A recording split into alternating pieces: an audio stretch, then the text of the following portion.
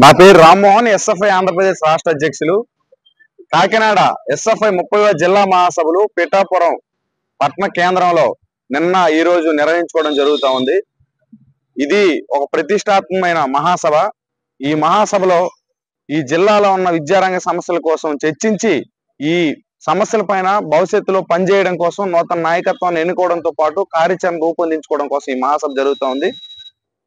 December 12, 13, 14 తేదీల్లో తిరుపతి కేంద్రకంగా రాష్ట్ర మహాసభలు జరుగుతున్నాయి. ఈ లోపు ఈ మొత్తం అన్ని జిల్లాల మహాసభలు జరిపి ఈ రాష్ట్రంలో ఉన్న ప్రధాన విద్యారంగ సమస్యల కోసం చర్చించబోతా ఉన్నాం. ముఖ్యంగా డిప్యూటీ సీఎం పవన్ కళ్యాణ్ గారు నేతృత్వం వహిస్తున్న ఈ పిఠాపురం నియోజకవర్గంలో అనేక రకాల విద్యారంగ సమస్యలు ఉన్నాయి. ఈరోజు ఉప్పాడ కొత్తపల్లి మండల కేంద్రంలో కనీసం ప్రభుత్వ జూనియర్ కాలేజీ లేని పరిస్థితి. అదేవిధంగా గొల్లప్రోలు మండల కేంద్రంలో ప్రభుత్వ జూనియర్ కాలేజీ ఉంటే ఆ జూనియర్ కాలేజీకి బిల్డింగ్ లేక తుఫాన్ బిల్డింగ్ లో తరగతుల గదులు నిర్వహిస్తున్న పరిస్థితి. కనీసం పిఠాపురం హెడ్ క్వార్టర్ లో ఆర్టీసీ బస్సులు విద్యార్థులకు అందుబాటులో లేవు. ఆర్టీసీ బస్సులు ఆగని పరిస్థితి. ఓవైపు పవన్ కళ్యాణ్ గారు రాష్ట్ర వ్యాప్తంగా ఊరేగుతూ నేను రాష్ట్ర వ్యాప్తంగా సమస్యల పరిష్కారం చేస్తాను, ప్రతి ఇంటికి రోడ్డు వేస్తాను, లేదా సనాతన ధర్మాన్ని కాపాడుతానని చెప్పాడు. ఎన్నికలకు ముందు పిఠాపురంలో నేను ఇల్లు కట్టుకుంటున్నా, పిఠాపురం ప్రజలకు నేను అందుబాటులో ఉంటా, ఈ పిఠాపురం ప్రజల సమస్యలన్నీ పరిష్కారం చేస్తా అన్నారు. కానీ ఈ రోజు అధికారంలోకి వచ్చాక కనీసం పిఠాపురం ప్రజలకి కనబడకుండా కనుమరుగైపోయే పరిస్థితి. ఇక్కడ విద్యార్థులు అనేక అవస్థలు పడుతూ ఉన్నారు. సంక్షేమ హాస్టల్లో ఉన్న విద్యార్థులు కూడా. మరి ఈ సమస్యలు పరిష్కరించేది ఎవరు? అయ్యా డిప్యూటీ సీఎం గారు ఈ పిఠాపురం వైపు కాస్త కన్నెత్తి చూడండి అని చెప్పి మేము అడుగుతా ఉన్నాం. ఈ రోజు ఈ కాకినాడ జిల్లాలో 9 డిగ్రీ కాలేజీలు ఉంటే కనీస వసతులు నోచుకు లేని పరిస్థితి ఈ 9 డిగ్రీ కాలేజీల పరిస్థితి. ఈ రోజు పిఠాపురం హెడ్ క్వార్టర్ లో ఈ చుట్టుపక్కల 4-5 వేల మంది డిగ్రీ విద్యార్థులు రిలీవ్ అయితే ఒక పీజీ సెంటర్ గవర్నమెంట్ లేని పరిస్థితి. ఈ రోజు నీ నియోజకవర్గాన్ని ఉద్ధరించలేనివాడు రాష్ట్ర వ్యాప్తంగా ఏం ఉద్ధరిస్తామని చెప్పి మేము ప్రశ్నిస్తా ఉన్నాం. అదేవిధంగా రాష్ట్ర వ్యాప్తంగా అనేక సమస్యలు. నారా లోకేష్ గారు అధికారంలోకి రాకముందు యువగలం పాదయాత్రలో ఈ విద్యార్థులకు అనేక హామీలు ఇచ్చారు. ముఖ్యంగా జీవో నెంబర్ 77 రద్దు చేసి పీజీ విద్యార్థులకి ఫీజు రింబర్స్మెంట్ స్కాలర్షిప్ ఇస్తా ఉన్నారు.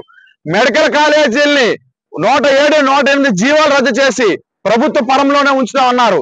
ఈ రోజు పిపిపి మోడల్లో మొత్తం 10 మెడికల్ కాలేజీల్ని ప్రైవేట్ పరం చేస్తా ఉంటున్నావు.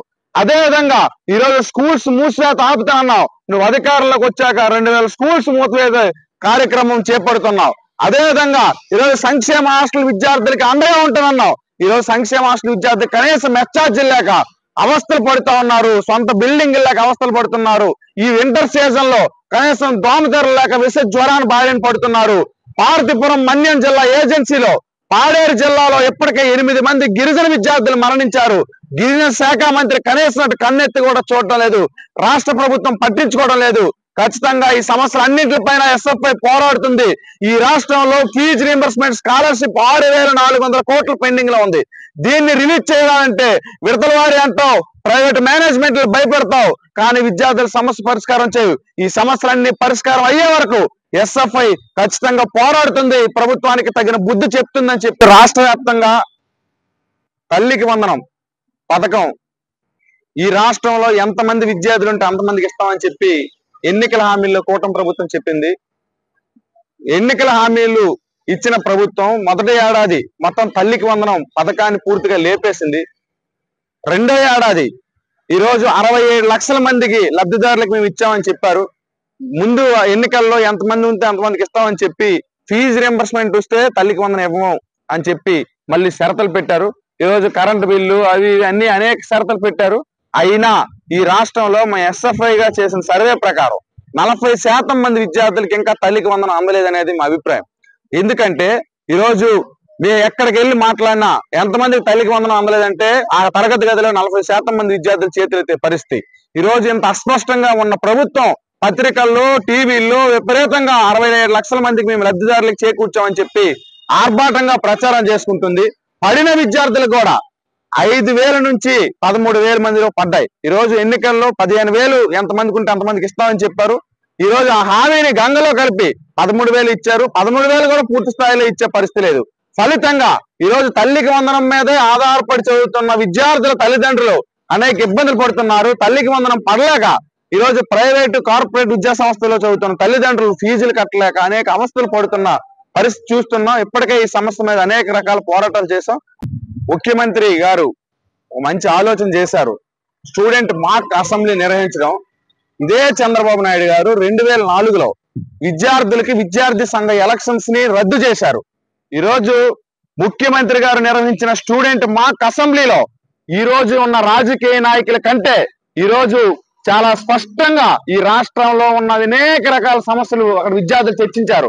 నువ్వు విద్యార్థుల్ని రాజకీయాలకు దూరం చేయడం వల్లే నువ్వు, నీ తర్వాత నీ కొడుకు, ఆ కొడుకు తర్వాత మనవడు ఈ రోజు ఈ రాష్ట్రాన్ని ఏలే పరిస్థితి తప్ప విద్యార్థులకి రాజకీయాలు అవసరం లేదని చెప్తున్నావు. 18 ఏళ్ళు వస్తే మా ఓటు కావాలి నీకు, కానీ స్టూడెంట్ యూనియన్ ఎలక్షన్స్ మాత్రం నువ్వు రద్దు చేస్తావు. ఇది ఏ విధమైన న్యాయం? నువ్వు ద్వంద్వ వైఖరి చూపిస్తున్నావు. ఈ రోజు మాక్ అసెంబ్లీలోనే మీరు పరిశీలించినట్లయితే విద్యార్థులు ఈ రాష్ట్రంలో డ్రగ్స్ కి సంబంధించి కానీ లేదా ఇతర ఈ విద్యారంగం ప్రభుత్వంలో పేరుకుపోయిన అవినీతికి సంబంధించి కానీ లేదా పోలీసు లా అండ్ ఆర్డర్ కి సంబంధించి కానీ లేదా నిరుద్యోగానికి సంబంధించి కానీ రైతులకు సంబంధించిన సమస్యలన్నీ ఎలుగెత్తారు. కానీ ఈ రోజు నువ్వు విద్యార్థులకు రాజకీయాలు దూరం చేశావు. నేను డ్రగ్స్ కి సంబంధించి నెల్లూరు జిల్లాలో మాజీ ఎస్ఎఫ్ఐ నాయకులు పెంచలయ్య డ్రగ్స్ కి వ్యతిరేకంగా పోరాడి నిన్న అమరుడయ్యాడు పెంచలయ్య. ఈ రోజు ఆ పెంచలయ్యకి ఎవరు సమాధానం చెప్తారు? వాళ్ళ కుటుంబానికి డ్రగ్స్ వద్దన్నందుకు ఈ రోజు అల్లరి మోకలు, గాంజాయి మోకలు 9 మంది వేట కొడవలతో తన బిడ్డలు ఎదురుగా నరికి చంపారు. ఏ స్థితిలో ఈ పోలీసులు లా అండ్ ఆర్డర్ ఉందని చెప్పి మేము ప్రశ్నిస్తా ఉన్నాం. పూర్తిగా ఈ రాష్ట్రంలో లా అండ్ ఆర్డర్ చచ్చింది. ప్రశ్నించేవాడిని, పోరాడేవాడిని, సమస్య మీద అడిగేవాడిని అరెస్టులు చేయడం, జైలు పెట్టడం తప్ప ఈ రోజు మొత్తం ఈ అరాక శక్తుల్ని కంట్రోల్ చేసే పరిస్థితిలో ఈ రాష్ట్రంలో లా అండ్ ఆర్డర్ లేదని మేము అభిప్రాయపడుతున్నాం.